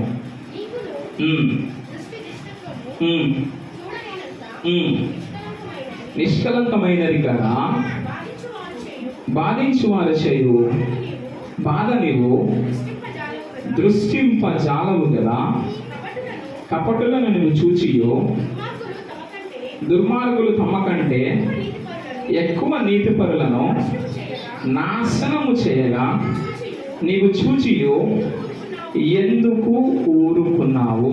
ఇక్కడ మనం చూసినట్లయితే ఈ హబక్కూకు మొదటి అధ్యాయం 13వ వచనంలో మనం చూసినట్లయితే కనుక బాధించు వారు చేయు బాధను నీవు దృష్టింపజాలవు కదా అని చెప్పేసి అని ఒక ప్రశ్నగా కనిపిస్తూ ఉంది. అంత మాత్రమే కాకుండా అదే 13వ వచనంలో చివరి లైన్లో మనం చూసినట్లయితే నీవు చూచియు ఎందుకు ఊరకున్నావు అని చెప్పేసి అని అక్కడ రాయబడినట్లుగా మనం చూస్తూ ఉన్నాము. ఇక్కడ యేసుక్రీస్తు ప్రభువు కూడా ఇక 4వ మాటను ప్రశ్నార్థక రూపంగా తండ్రి దేవుణ్ణి తండ్రి అని సంబోధించకుండా నన్ను ఎందుకు విడిచిపెట్టావు దేవా అని చెప్పేసి అడుగుతున్నట్టుగా చూస్తూ ఉన్నాము. ఎందుకు ఆ రకంగా అడగాల్సి వస్తుంది అంటే మనుష్యులకు ప్రధానమైన కారణము ఏంటి అంటే ఏదన్నా కార్యము జరగడం ఆలస్యం అయితే ఎందుకు అని చెప్పేసి అని ప్రశ్నిస్తున్నామా? క్వశ్చన్ మార్క్ చేస్తామా? ఇప్పుడు డబ్బులు అందాల్సిన సమయానికి అందలేదు, ఒక ఇంట్రెస్ట్ అనేది కట్టాలి. ఎంత విశ్వాసం అయినప్పటికీ ఆవగించేంత విశ్వాసం ఉంటే కొండను పెకిలించగలుగుతావు అని చెప్పేసి అని దేవుడు చెప్పిన మాట మనం ఎన్నిసార్లు మనం జ్ఞాపకం చేసుకున్నప్పటికీ కూడా ఏదో ఒక సందర్భంలో మనుష్యులు ప్రతి ఒక్క సందర్భంలో కూడా ప్రశ్నించే వారిగానే ఉంటా ఉన్నారు. హల్లెలూయా. ఇక్కడ యేసుక్రీస్తు ప్రభు ఎందుకు ప్రశ్నిస్తా ఉన్నాడు అని మనం ఆలోచించినట్లయితే మనము యేసుక్రీస్తు ప్రభువులో 2 క్వాలిటీస్ని చూడొచ్చు. ఆయన కంప్లీట్ సన్ ఆఫ్ గాడ్గా ఉన్నాడు, అంత మాత్రమే కాకుండా కంప్లీట్ మ్యాన్ ఆఫ్ గాడ్గా కూడా ఉన్నట్టుగా మనము నూతన నిబంధనలో మనం చూస్తూ ఉంటాం. ఇక్కడ మనుష్య రీతిగా యేసుక్రీస్తు ప్రభువుల వారు ఉన్నారు కాబట్టి ప్రశ్నిస్తున్నట్టుగా మనం ఇక్కడ చూస్తూ ఉన్నాం. అంత మాత్రమే కాదు, కానీ యేసుక్రీస్తు ప్రభువు మన కొరకు పాపముగా చేయబడ్డాడు అని చెప్పేసి అని వాక్యం సెలవిస్తూ ఉంది. ఒకళ్ళు లేవి కాండము మన 11వ అధ్యాయం 44వ వచనం చదవండి. ఇంకొకళ్ళు 1 పేతురు 1వ అధ్యాయం 14వ వచనం చదవండి. లేవి కాండము 11వ అధ్యాయము 44వ వచనంలో ఈ రకంగా రాయబడతా ఉంది, నేను పరిశుద్ధుడినై ఉన్న ప్రకారము మీరును పరిశుద్ధులై ఉండు అని చెప్పేసి అక్కడ రాయబడతా ఉంది. అంతేనా? ఒకసారి చదవండి. లేవి కాండం 11వ అధ్యాయం 44వ వచనం ఒకళ్ళు, 1 పేతురు 1వ అధ్యాయము 14వ వచనం ఒకళ్ళు. నేను మీ దేవుడనైన యెహోవాను, నేను పరిశుద్ధుడను గనక మీరును పరిశుద్ధులై ఉండునట్లు మిమ్మును మీరు పరిశుద్ధపరుచుకొనవలెను. నేల మీద ప్రాకు జీవరాశులలో దేని వలనను మిమ్మును మీరు అపవిత్రపరచకొనకూడదు. అంత మాత్రమే కాకుండా ఇదే వచనం మనకి 1 పేతురు 1వ అధ్యాయం 14వ వచనంలో కూడా రాయబడతా ఉంది, నేను పరిశుద్ధుడైన ప్రకారము మీరును పరిశుద్ధులై ఉండుడి అని చెప్పేసి అని రాయబడతా ఉంది. ఎందుకు ఈ పరిశుద్ధతను దేవుడు మనకి దయచేయాలని చెప్పేసి ఆశపడతా ఉన్నాడు అంటే, మనము నశించడము దేవునికి ఇష్టం లేదు. అంత మాత్రమే కాకుండా మన యొక్క చేతిని తండ్రి దేవుడితో అటాచ్మెంట్ చేయడానికి, మనము పాపంలో మునిగిపోతే, మనము పాపములో నశించిపోతే నిత్య నరకాగ్ని వారసులుగా అవుతాము. కానీ దేవుడు ఏం చేయని తలస్తా ఉన్నాడు, మనలను పరలోక రాజ్య వారసులుగా చేయాలి అని తన ఆశపడి ఉన్నాడు. కాబట్టి మనము పరిశుద్ధులుగా ఉండాలని తలంచి ఉన్నాడు. కాబట్టి ఏ పాపము కూడా ఎరగని ఆయన పాప రూపంగా చేయబడినట్టుగా మనం చూస్తూ ఉన్నాం. ఆయన పరిశుద్ధుడు అని చెప్పేసి అని బైబిల్ వాక్యం సెలవిస్తూ ఉంది. అనేక సందర్భాల్లో మనం చూసినట్లే కనుక, ఇంకొక సందర్భంలో మనం చూసినట్లయితే మత్తయి సువార్త 26వ అధ్యాయము 52 నుంచి 54 వచనాలలో మనం చూసినట్లయితే, బాప్తిసం ఇచ్చు యోహాను ఆయనకు బాప్తిసం ఇచ్చిన తర్వాత ఆకాశము తెరవబడి ఏమనకు స్వరం వినిపిస్తా ఉందంటే ఒకసారి చూడండి. మత్తయి సువార్త 26వ అధ్యాయము 52 నుంచి 54 వచనాలు ఏమని రాయబడతాం చూడండి ఒకసారి. యేసు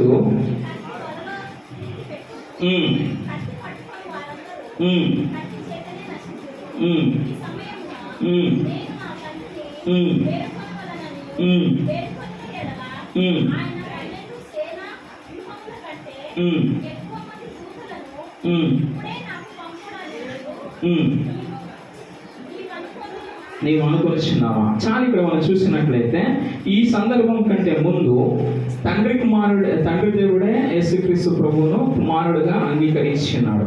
అంత మాత్రమే కాకుండా ఈ సందర్భంలో మనం చూసినట్లయితే కనుక ఒక సైనికుడి చెవి పేతురు నరికినప్పుడు యేసుక్రీస్తు ప్రభు ఆ యొక్క చెవిని అతకబెట్టిన తర్వాత పేతురుతో అంటా ఉన్నాడు, ఏమని అంటా ఉన్నాడు, పేతురు నేను ఇప్పటికి ఆజ్ఞాపిస్తే దూతలు రావా అని చెప్పేసి అంటా ఉన్నారు. అక్కడ 55వ వచనం చదవండి, 53వ వచనం ఒకసారి మళ్ళీ చదవండి. ఈ సమయంలో నేను నా తండ్రిని వేడుకొనవలననియు వేడుకొని ఎడల ఆయన 12 సేనా వ్యూహముల కంటే ఎక్కువ మంది దూతలను ఇప్పుడే నాకు పంపడనియో నీవు అనుకొనిచున్నావా? నేను వేడుకొని నా ఎడల ఇలాగు జరగవలెనను లేఖనము ఎలాగు నెరవేరునని అతనితో చెప్పాను. ఇక్కడ యేసుక్రీస్తు ప్రభు ఏమని అంటా ఉన్నాడు, నేను నా తండ్రిని వేడుకుంటే కనుక దేవదూతలను పంపడా అని చెప్పేసి అని అక్కడ పేతురుని ప్రశ్నిస్తున్నట్టుగా మనం చూస్తూ ఉన్నాం. ఒక దేవదూత ఏమి చేయగలదు అని మనం ఆలోచించినట్లయితే, ఇన్ కేస్ ఫర్ ఎగ్జాంపుల్ ఒక ఒకసారి యేసుక్రీస్తు ప్రభువు తండ్రి అని పిలిచి ఒక దేవదూతలు వచ్చి అనుకుందాం. ఒక దేవదూత ఏం చేయగలదని మనం ఆలోచించినట్లయితే కనుక 2 రాజుల గ్రంథం 19వ అధ్యాయము 35వ వచనంలో మనం చూసినట్లయితే ఒక దేవదూత అంట 185,000 మందిని హతమార్చినట్టుగా అక్కడ రాయబడతా ఉంది. 2 రాజుల గ్రంథము 19వ అధ్యాయము 35వ వచనం ఒకసారి చదవండి.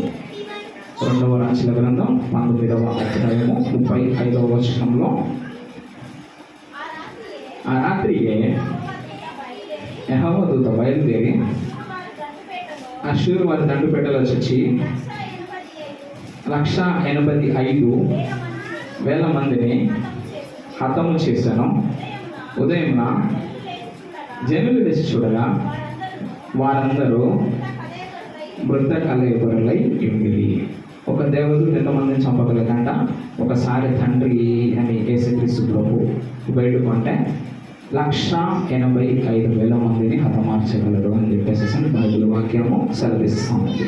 అయితే అక్కడ 26వ అధ్యాయము 53వ వచనం మత్తయి సువార్తలో మనం చూసినట్లయితే 12 సేనా వ్యూహాలను కలిగి ఉన్నట్టుగా దేవదూతల సైన్యమును బట్టి మనం చూస్తూ ఉన్నాం. ఒక లీజియన్, ఇంగ్లీష్లో లీజియన్ అని అంటాం దాన్ని. ఒక లీజియన్లో 6,000 మంది దేవదూతలు ఉన్నట్టుగా మనం చూస్తూ ఉన్నాం. 12 × 6 మీరు లెక్కేస్తే కనుక 72,000 మంది దేవదూతలు. ఒక్క దేవదూత 185,000 మందిని హతం చేస్తే 72 దేవదూతలు ఎంతమంది హతం చేస్తారంట? ఒక్కరోజు రాత్రిలో 1,330 కోట్ల మంది. ఒక్క రాత్రి గనక వారు రంగంలోకి దిగితే ప్రపంచ జనాభా ఎంత ఉన్నది? నాకు తెలిసి 1000 కోట్లు కూడా లేవు. కానీ ప్రపంచ మానవాళి కన్నా కూడా ఒక్క రాత్రిలో ఎక్కువ మందిని చంపే దేవదూతలు ఉన్నారు. కానీ అక్కడ యేసుక్రీస్తు ప్రభు ఏమని సెలవిస్తా ఉన్నాడు? నేను ఆ రకంగా పిలిచిన వాడనైతే తండ్రి యొక్క చిత్తాన్ని ఏ రకంగా నేను నెరవేర్చిన వాడని అవుతాను అని అక్కడ ఒక సమాధానం ఇస్తున్నట్టుగా మనం చూస్తూ ఉన్నాం. మన యొక్క పాపములను బట్టి, మన యొక్క దోషములను బట్టి మనము పొందవలసిన శిక్షను యేసుక్రీస్తు ప్రభు తన మీద వేసుకొని ఉన్నాడు. కాబట్టి తండ్రి దేవుడు తన యొక్క చేతిని విడిచినట్టుగా ఈ యొక్క 4వ మాటను బట్టి తను పలుకుతున్నట్టుగా మనం చూస్తూ ఉన్నాం. ఎందుకు? మన దేవుడు అతన్ని కాపాడలేడా అని మనం ఆలోచించినట్లయితే ఈ యొక్క చివరి వాక్యం చూసుకొని మనం ముగించుకుందాం. 59వ అధ్యాయము 1-2 వచనాలు యెషయా గ్రంథంలో మనం చూసినట్లయితే 59వ అధ్యాయము 1-2 వచనాలు యెషయా గ్రంథం. రక్షింపబడి నెలకొండినట్లు యెహోవా హస్తము కురుచ కాలేదు, విననేరకయుడినట్లు ఆయన చెవులు మందము కాలేదు. మీ దోషములు మీకును మీ దేవుడికి అడ్డముగా వచ్చెను, మీ పాపములు ఆయన ముఖమును మీకు మరుగుపరచెను గనక ఆయన ఆలకింపక ఉన్నాడు. మన పాపములను అతని మీద వేసుకొని ఉన్నాడు. కాబట్టి అక్కడ యేసుక్రీస్తు ప్రభు యొక్క ప్రార్థన ఆలకింపబడలేదు. హల్లెలూయా. 1వ వచనంలో మీరు చూసినట్లయితే రక్షింపబడి నిరకుండానట్లు యెహోవా హస్తము కురుచ కాలేదు అంటే మనం ఆలోచించినట్లయితే దేవుని యొక్క సామర్థ్యం మన తక్కువ ఉన్నదా? కుమారుణ్ణి కాపాడటానికి ఎందుకు కాపాడలేకపోతున్నాడు అని మనం చూసినట్లయితే ఇంతకొకటి మనం హబక్కూకు 1:13లో చూసిన ప్రకారము ఏమైంది? పాపమును దేవుడు అసహించుకొనుచున్నాడు. కాబట్టి యేసుక్రీస్తు మీద పాపమును మోయబడి ఉన్నది. కాబట్టి తండ్రి అన్న యొక్క సంబంధము కోల్పోయి ఉన్నాడు. కాబట్టి దేవుడి యొక్క ఆ యొక్క ప్రార్థన తండ్రి దేవుడు ఆలోచించిన స్థితిలో ఉన్నాడు. కాబట్టి నా దేవా నన్ను ఎందుకు విడిచావని మనుష్య రీతిగా ఆ యొక్క మాట పలికినట్టుగా మనం చూస్తూ ఉన్నాం. నీ ప్రతి ఒక్క బాధను కూడా ఈ దినమున దేవుడు చూస్తూ ఉన్నాడు. నువ్వు చూడట్లేదని చెప్పేసి అనుకుంటా ఉన్నావేమో, కానీ నీ ప్రతి ఒక్క బాధను కూడా దేవుడు గమనిస్తున్నట్టుగా. ఎందుకంటే తను కూడా మనుష్య కుమారుడిగా ఉండి ఉన్నాడు ఈ యొక్క భూమి మీద. అంత మాత్రమే కాకుండా మనుషులకు కలిగిన ప్రతి ఒక్క బాధ కూడా తాను పొంది ఉన్నట్టుగా భరించినట్లుగా మనం చూస్తూ ఉన్నాం. చివరిగా ప్రకటన కీర్తనల గ్రంథం 21వ అధ్యాయము 4వ వచనంలో చూసినట్లయితే వారి కన్నుల నుండి వచ్చు ప్రతి బాష్ప బిందువును కూడా ఆయన తుడిచివేయను అని చెప్పేసి అక్కడ రాయబడుతుంది. ఈ దినమున నీవు కూడా ప్రశ్నించే స్థితిలో ఉన్నావేమో నా ప్రియ సహోదరి సహోదరుడు, దేవుడు నీకు ఇస్తున్న వాగ్దానం, వారి కన్నుల నుండి ప్రతి బాష్ప బిందువును కూడా తుడిచివేస్తా అని చెప్పేసి అని దేవుడు ఇక్కడ మాట్లాడుతున్నాడు.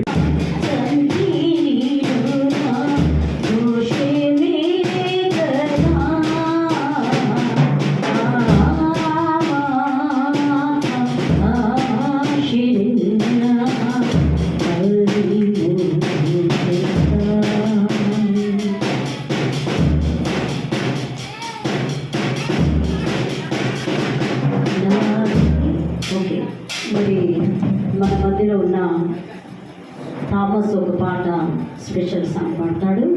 మరి ఇప్పుడు మీకు మీ మధ్యలోనికి మరి బటన్ మీకు వస్తుంది, మీరు ప్రతి ఒక్కరు తీసుకోవాల్సిందిగా మరి పాట వింటూ మరి ఆ యొక్క పల్లా తాగండి.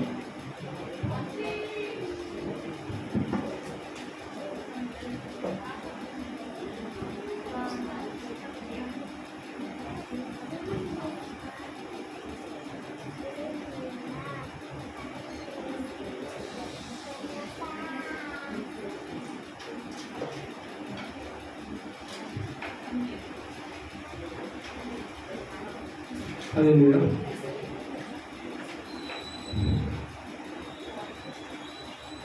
నోరు తెరవలేదా ప్రేమ, బదులు పలుకలేదా ప్రేమ, నోరు తెరవలేదా ప్రేమ, బదులు పలుకలేదా ప్రేమ, సిలువలు సాగింది యాత్ర, కరుణామయుని దయగల పాట, సిలువలో సాగింది యాత్ర, కరుణామయుని దయగల పాట, ఇది ఎవరి కోసమో, ఈ జగతి కోసమే, ఈ జనుల కోసమే, ఈ జగతి కోసమే, ఈ జనుల కోసమే, సిలువలో సాగింది యాత్ర, కరుణామయుని దయగల పాట, సిలువలో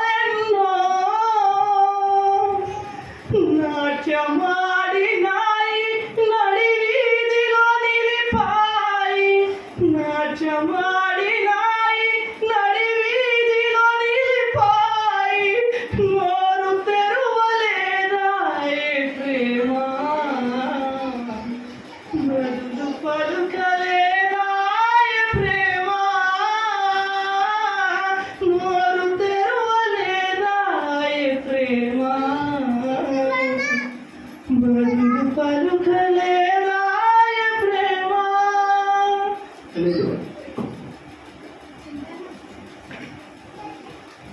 Okay, Thomas, such a soulful song and such a soulful rhythm.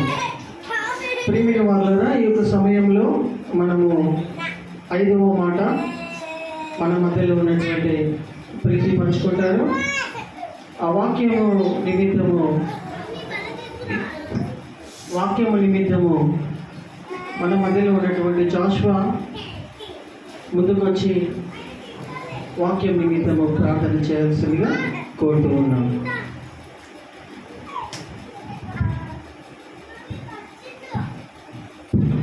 హల్లెలూయా. చిన్న ప్రయత్నిస్తున్నాం. సర్వోన్నతుడా, సర్వశక్తిమంతుడా, కృపగలిగిన యేసయ్య, నీకు వందనాలు, స్తోత్రాలు చెల్లిస్తున్నాను. ఇదిగో నా ప్రభు, నాన్న, ఈ మధ్యాహ్న కాల సమయంలో నా ప్రభా నీ పాసనలో చేరి నిన్ను స్తుతించడానికి, నిన్ను ఆరాధించడానికి, నీ నామం కనపరచడానికి, నీ నామం హెచ్చించడానికి, రాజా శిలువలో మీరు ధ్యానించినటువంటి ఆ 7 మాటలను పలకడానికి మీరు చూపినటువంటి కృపను బట్టి మీకు స్తోత్రములు చెల్లిస్తున్నాను నా తండ్రి. రాజా ఇంతవరకు నా తండ్రి మీరు పలికిన 4 మాటల ద్వారా నా తండ్రి నీ కృపను ఇక్కడ ఉంచినందుకే మీకు స్తోత్రాలు చెల్లిస్తున్నాను. అలాగే నా తండ్రి 5వ మాట ధ్యానించబోతుండగా నా తండ్రి సిస్టర్ ప్రీతిని మీరు జ్ఞాపకం చేసుకోమని అడుగుతున్నాము నా తండ్రి. రాజా తన మీద నీ కృపను ఉంచమని కోరుకుంటున్నాము నా తండ్రి. తను ఏమి బోధించాలో నా తండ్రి తన మాటకు మీ మాటలు జత చేయమని అడుగుతున్నాము నా తండ్రి. యేసయ్య, నీకు వందనాలు, స్తోత్రాలు చెల్లిస్తూ నీకే ఘనత, మహిమ, ప్రభావం ఆరోపించుకొనుచు యేసుక్రీస్తు ప్రభు యొక్క శక్తిగల నామంలో ప్రార్థన చేసి అడిగి వేడుకొనుచున్నాము తండ్రి. ఆమేన్.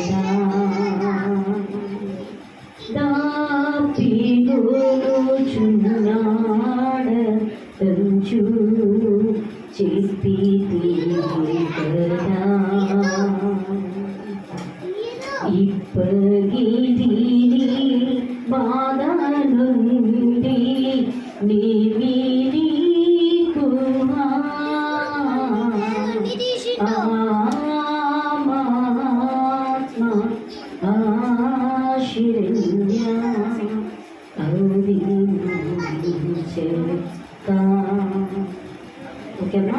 మరి రావాలి. మరి బాబుని ఎవరైనా పట్టుకోండి దయచేసి. బాబును వాళ్ళ డాడీగానే ఇవ్వండి. అమ్మాయి వాక్యం చెప్పండి మరి.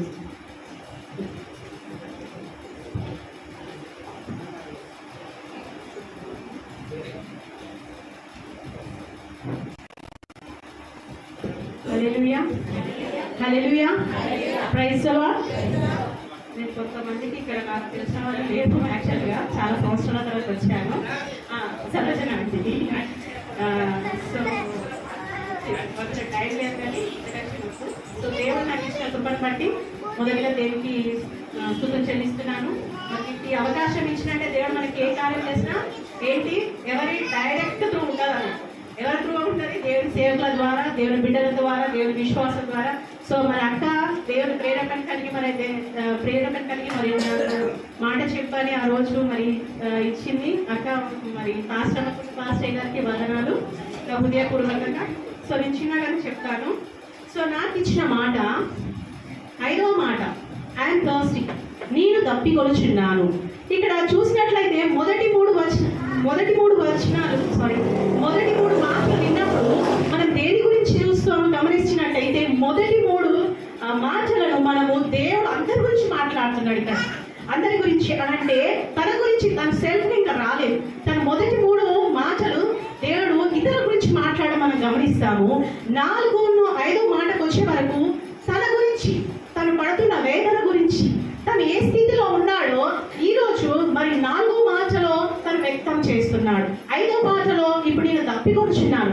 మనకు నార్మల్గా మనం యాజ్ ఏ ఉమెన్ బీయింగ్ మనం కొంచెం ఎండలో పోగానే కొంచెం అంటే దాహం వేయడం, అలసిపోవడం ఇలాంటివి అన్నీ ఉంటాయి. మరి మీకు ఒక క్వశ్చన్ రావచ్చు కదా, ఆయన సర్వశక్తివంతుడ దేవుడు మాట మూలంగా సృష్టించాడు. సో ఈ రోజు ఆయన థర్స్టీ అంటున్నాడు, నేను తప్పికొచ్చున్నాను అంటున్నాడు. మరి ఏ రీతిగా ఇది పాసిబుల్? మాట మూలంగా ఇచ్చాడు. సో మనం చూసినట్లయితే దేవుడు సమర స్త్రీకి అక్కడ ఉన్నప్పుడు ఏం చేశాడు? ఏమని చెప్పాడంటే, ఆమె నీళ్ళిచ్చు నీళ్లు మీరు తాగితే ఇంకెప్పుడు తప్పికొనమని సమర స్త్రీ దాహం తీర్చిన దేవుడు, హాగరు కళ్ళు తెరచి అక్కడ నూనె చూపించిన దేవుడు, మోషే మరి బండను కొట్టుకో, ఇశ్రాయేలు ప్రజలు అక్కడ దాహంగా ఉన్నప్పుడు బండ నుండి నీళ్లను ఉడికించిన దేవుడు ఈ రోజు తప్పికొచ్చున్నానని చెప్తున్నాడు. సో మరి ఇది మనం ఏ రకంగా తీసుకోవాలంటే, సో దీంట్లో చాలా మరి డెప్త్గా వెళ్ళాల్సి ఉంటుంది. నేను క్లుప్తంగానే చెప్తాను. ఇది ఆత్మీయకరమైన తప్పిక. Even though is a physical human being, but ఇది ఆయన ఏ రీతిగా స్పష్టం చేస్తున్నాడు అంటే, ఈరోజు నేను తప్పికొనుచున్నాను అంటే ఒక అవతారికి ఆయన రావడానికి ఒక ప్రాసెస్, పెట్టుకున్నాడు. మనం instant Maggi, instant miracles, instant everything I should be instant. మనకి ఏదైనా ప్రార్థన చేస్తే ఇన్స్టెంట్ నువ్వు చేయట్లేదు, నేను ఇంకా నాకు నీ సన్నిధి, నాకు ఏదవుతా, మనం ఇన్స్టెంట్ మిరాకిల్స్ చేస్తాం, అడుగుతాం. కానీ ఇక్కడ దేవుడు హి టుక్ ఎ ప్రాసెస్. ఏంటి? ఆయన ప్రవచనాల ద్వారా అన్ని చెప్పుకుంటూ వచ్చాడు. ఎవరి ద్వారా? మరి చూసినట్లయితే సామెతలు, బుక్ ఆఫ్ సామ్స్ 69:21, 69వ అధ్యాయము 21 వచనం 21, 69వ అధ్యాయము 21వ వచనం. కీర్తనలు, బుక్ ఆఫ్ సామ్స్. వారు చేదు నాకు ఆపాదన.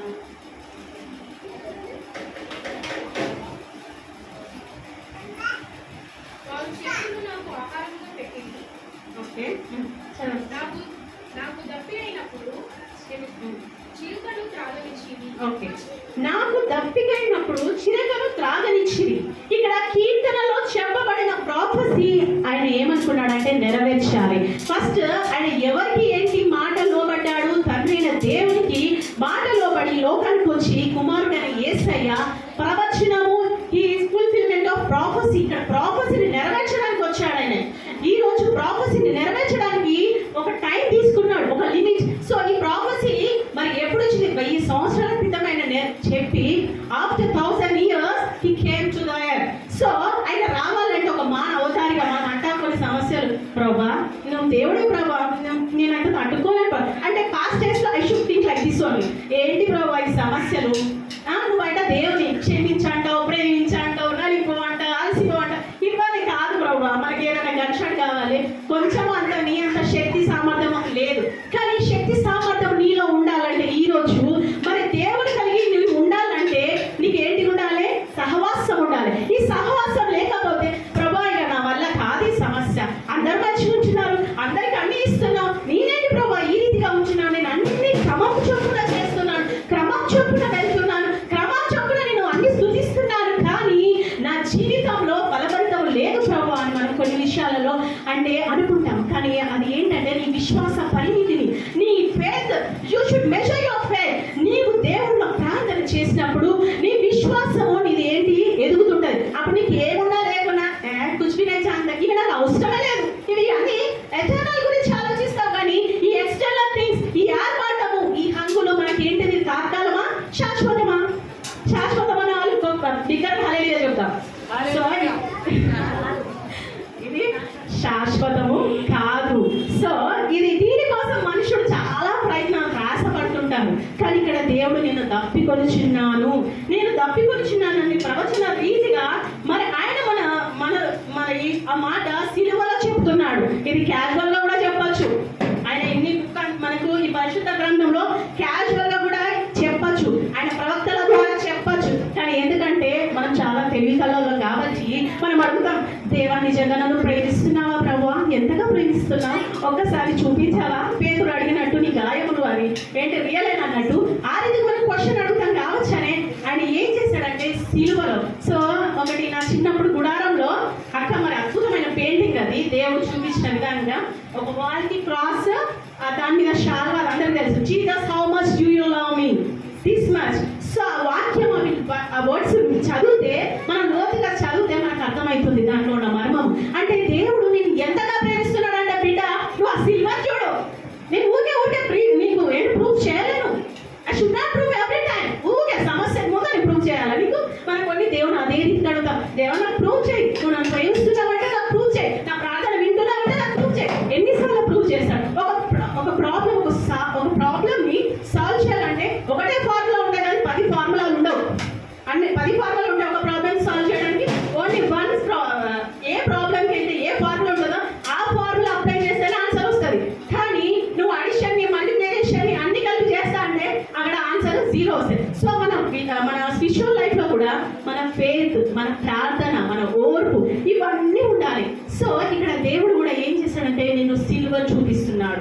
ఈరోజు సిల్వర్ చూపించి ఆయన త్యాగాన్ని, ఆయన ప్రేమను, ఆయన ఓపికను అవన్నీ మనకు చూపిస్తున్నాడు. సో అంతగా మనం భరించలేములే. ఇప్పుడు నిజానికి రేకుల షెడ్లో మనం ఒక వన్ డే కాదు 2 hours ఫ్యాన్ 1 hour ఫ్యాన్ లేకుండా ఉంటామా? అందరం వెళ్ళిపోతాం. సో ఇలాంటి చిన్న మనం భరించలేము.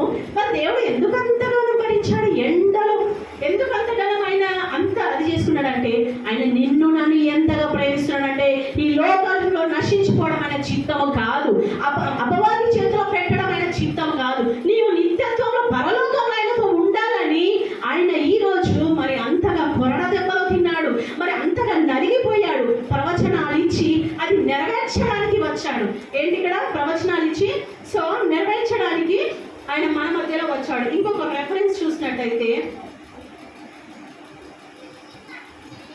సో మాథ్యూ 25:35, మత్తయి సువార్త 25వ అధ్యాయం 35వ వచనం. ఓకే, నేను ఆకలి కొంటిని, మీరు నాకు భోజనం పెట్టితిరి, దప్పి కొంటిని, నాకు దాహం ఇచ్చితిరి. మొత్తం ఓకే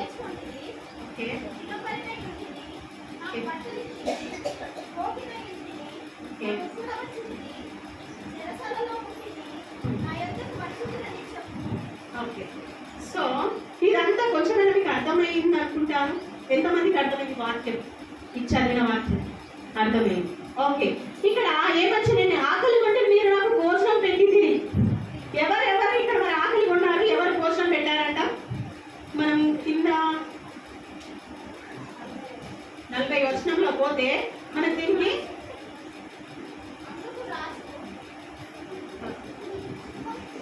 ఓకే మిక్కిన అల్పులైన ఈయన సహోదరులు ఒకరికి మీరు చేసిదిరి గనక నిశ్చయంగా. ఓకే, ఇక్కడ ఒకరికి చేస్తే అది ఎవరికి చేసినట్టంట? దేవుడికి చేసినట్టు. మనం కొన్ని విషయాలలో దేవుడికే చేస్తాం, మేము మనుషులను చెయ్యాలి. నాకు మనుషులు అంటే ఎందుకంటే నాకు హార్ట్ బ్రేక్ అయింది, వాళ్ళు ఇలా మోసం చేసిండు, నాకు మనుషులను నేను ప్రభావ నీకైతే చేస్తాను ప్రభావ, అన్నీ చేస్తాను, కానీ మనుషులు మాత్రం సారీ ప్రభావ అనే రీతిగా ఉంటాం. కానీ మరి దేవుడు ఎవరికి చేయమంటున్నాడు? ఇక్కడ మనుషులకు చేయమంటున్నాడు. ఆయన ఏ రూపంగా ఆయన మానవ అవతారిగానే వచ్చాడు. సో ఆయన బాధ్యత ముగించుకొని ఆయన ప్రవచనం నెరవేర్చి మరి ఆయన పరలోకంలో ఉన్నాడు. సో ఇప్పుడు మిగతా బాధ్యత మనం ఎవరి ద్వారా చేయాలి? మనుషుల ద్వారా చేయాలి. కానీ దేవుడు వచ్చి అమ్మా నువ్వు నాకు ఇది చెయ్యి, నేను వస్తాను, నాకు అది కావాలి ఇది కావాలన్నాడు. మనం ఎవరికి చేయాలి? సేవకులకు చేయాలి, విశ్వాసులకు చేయాలి. తోటి వారికి వారికి ఏ అవసరం ఉందో, ఏమి కావాలో వారికి మనము చేస్తే ఎవరికి చేసినట్టు? దేవునికి చేసినట్టు. సో దేవుని నామమును కూడా మనం మహిమపరచబడిన వారిగా ఉంచాము. సో ఇక్కడ ఈ రోజు చూసినట్లయితే మరి దేవుడు దప్పికొనిచున్నాడని ప్రవచన రీతిగా మరి ఆత్మల విషయమైన దప్పిక. ఆయన దప్పిక ఏంటంటే ఫిజికల్. మరి నైట్ అంతా ఆయన కొరడాలతో మరి ఎక్కడి నుంచి గెత్సెమనే తోట నుంచి గొల్గోతా వరకు ఆయన నార్మల్గా తీసుకెళ్ళలేదు, పెళ్లి కుమారుడుగా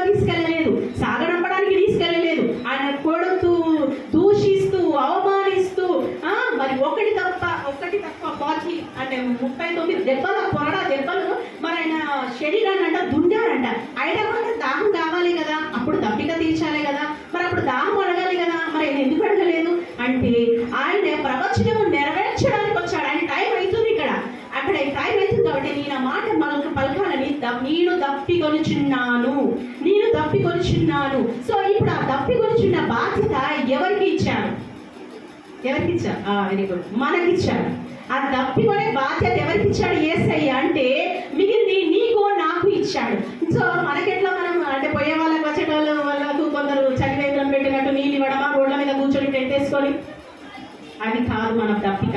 ఏంటి మనం ఆత్మీయ దప్పిక ఏంటంటే ప్రార్థనలో ఒకరి కోసం ఒకరు నశించిపోతున్నారా, ఇదిగో వారి కోసం కన్నీటి ప్రార్థన చేయడం. నీ వ్యక్తిగతంగా వారి అందరిలో ఉండి ప్రార్థన చేయడం కాదు. ఇప్పుడు సంఘంలో ఉన్నామా, అందరి కోసం ప్రార్థన చేసి ఇంట్లో పోయినామా, వాళ్ళ కోసమే కుటుంబం, దేవా నా భర్త జీవించాలి, నేను మంచిగా ఉండాలి, నా పిల్లలు మంచిగా ఉండాలి, నా ఫ్యామిలీ అది కాదు.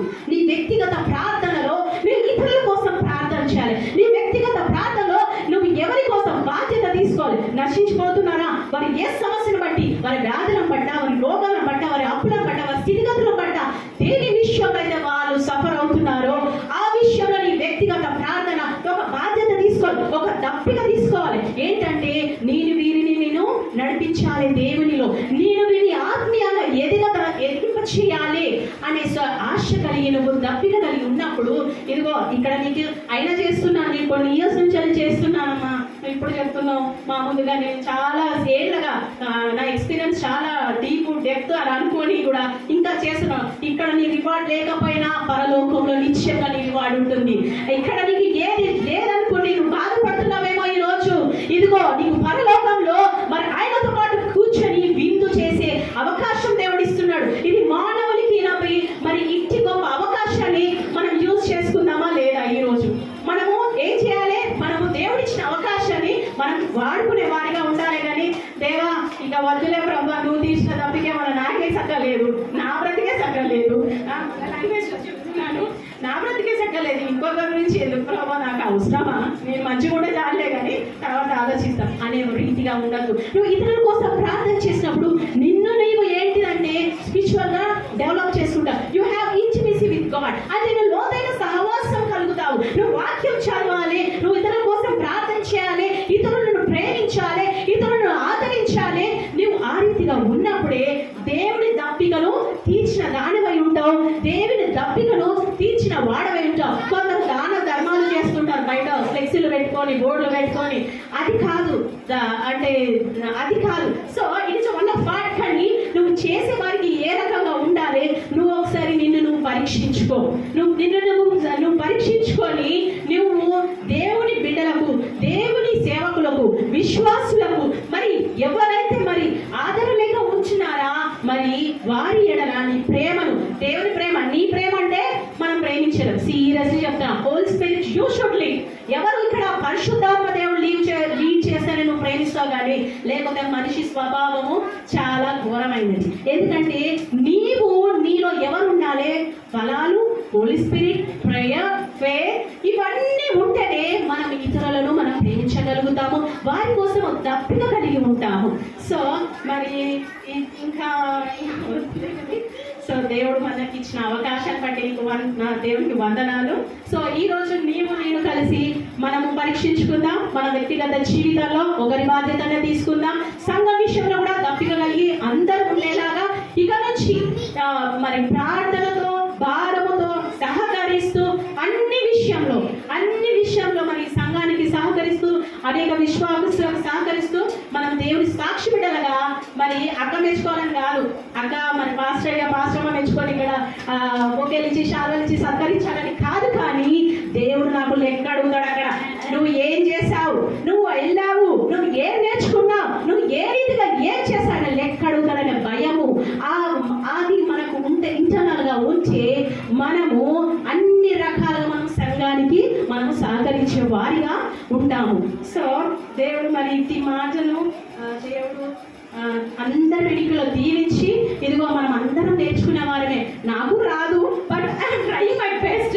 నేను అంటే జీసస్తో పర్సనల్ ఎక్స్పీరియన్స్ నా జీవితంలో చాలా ఉన్నాయి, బట్ ఇప్పుడు టైం కాదు. కానీ అక్క గురించి ఒక్క చిన్న 2 మాటలు మాట్లాడతాను. మరి అక్క యవన కాలంలోనే తన సేవను పరిచర్య మొదలుపెట్టింది, అది అందరికీ తెలుసు, ఇక్కడ ఉన్న కొంతమందికి. సో ఆయన తన భారమైన సేవ అసలు ఇంకా వేరే వాళ్ళు అయితే వదిలేసుకునేవారు, ఏమంటారు దుకాణం బంద్ ఏమంటారు కదా. సో ఆ రకంగా ఉన్నాయి. కానీ ఆమె అన్ని ఫేస్ చేసింది, ఫ్యామిలీ ద్వారా ఫేస్ చేసింది, బయట సిచ్యువేషన్, ఫైనాన్షియల్ ఎవ్రీ స్టేజ్ ఆమె ఫేస్ చేస్తూ స్టెప్ బై స్టెప్ ఇక్కడ దాటుకుంటూ వచ్చి. సో మీరు అనుకుంటున్నారు అంత దాటి ఇట్లా ఎందుకుంటుంది సంఘం, మరి వేరే లెవెల్లో ఉండాలి కదా అనుకోవచ్చు. కానీ ఆమె ఇక్కడ చూడట్లేదు, ఆమె పరలోకంలో ఇంతకంటే మీరు ఊహించలేని, మీరు ఊహించలేనంత రీతిగా మరి పరలోక రాజ్యంలో ఆమెకు గొప్ప బహుమానం అయితే పక్కాగా ఉండాలి, 1000%. And damn sure that. ఎందుకంటే దేవుడు మన ప్రయాసాన్ని, ఇదిగో జరిగినా జరగకపోయినా ఆమె ఆధారం ఎవరు, ఇదిగో దేవుడు చేసిన మందిని చూడట్లే, ఇంకా ఇది కావాలి అది కావాలని చూడట్లే, దేని చూడట్లే. దేవా నువ్వు ఎంత నడిపిస్తావో నేను అంతే సేవ చేస్తాను ప్రభా, నువ్వు ఎంత ఇస్తావో అంతలే ఉంటా అన్నట్టు ఆమె ఒక సర్కమ్స్టెన్స్ తీసుకొని మరి తగ్గించుకొని ఆ బౌండరీస్లో ఉంది చూడు. సో అది దేవుడికి మరి అక్కడ నుంచి మేము నేర్చుకున్నాం, కొన్ని చాలా నేర్పించింది. సో ఇప్పుడున్న స్టేజ్ నేనే కానీ, ప్రియాంక కానీ, ప్రీతమే కానీ, ఇదిగో మేము అందరము ఎక్కడ ట్రైన్ అయిన వాళ్ళం కాదు, మమ్మల్ని పాలిష్ చేసింది అక్కడే ప్రార్థనలో. మేము 24 గంటలు ప్రార్థన, మరి పురుష గుడారంలో ఉన్న పెండాలు కూడా ఇవన్నీ నేర్పించింది మాకు. సో ఇప్పుడు మాకు తగ్గింపు, మాకు ఎవ్రీథింగ్ మాకు అంటే ఆమెతో ఉన్నాం కాబట్టి ఆమెలాగా మేము కూడా మరి ఉండాలని ఆశపడుతున్నాం. ఆమె ఆసక్తి మేము చూసాం కల్లారా. ఆమె ఎవరి కాలంలో మరి లోకాన్ని మరి ఆమె అనుకుంటే సెటిల్ కావాలంటే ఫుల్గా సెటిల్ అవ్వు, కానీ ఆమె అది చూడలేదు. అంటే ఇంటర్నల్గా ఆమె చూడలేదు, దైవికంగా దేవుడు ఆమెను ఎన్నుకున్నాడు. ఏర్పరచబడిన వారు కొందరు, మరి పిలువబడిన వారు కొందరు, ఏర్పరిచిన వారు అనేకులు కొందరు అంటున్నారు.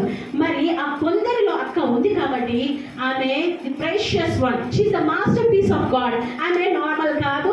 సో మనం అందరం ఈ ఒక విషయాలు మరి దేవుడు నన్ను ఎందుకు ఇక్కడ నడిపించాడు నాకు తెలియదు. Without God's plan there is nothing will happen. I truly believe that. ఎందుకంటే దేవుని చిత్తంలో మరి ఈ రోజు ఉన్నది, దేవుడు నన్ను నడిపించినాడు.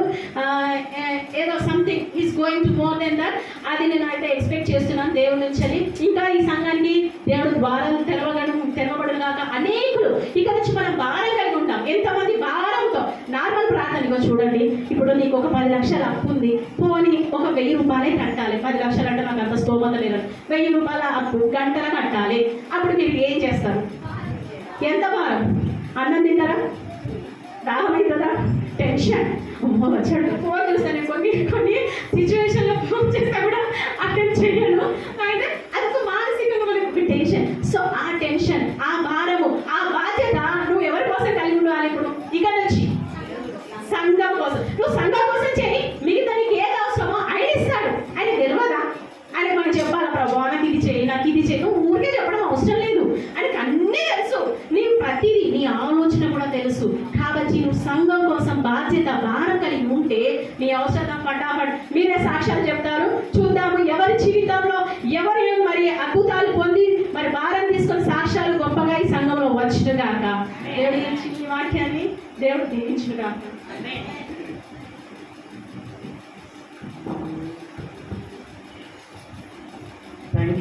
Thank you, Preeti. Such a wonderful word and your personal experience. దాన్ని బట్టి కూడా చాలా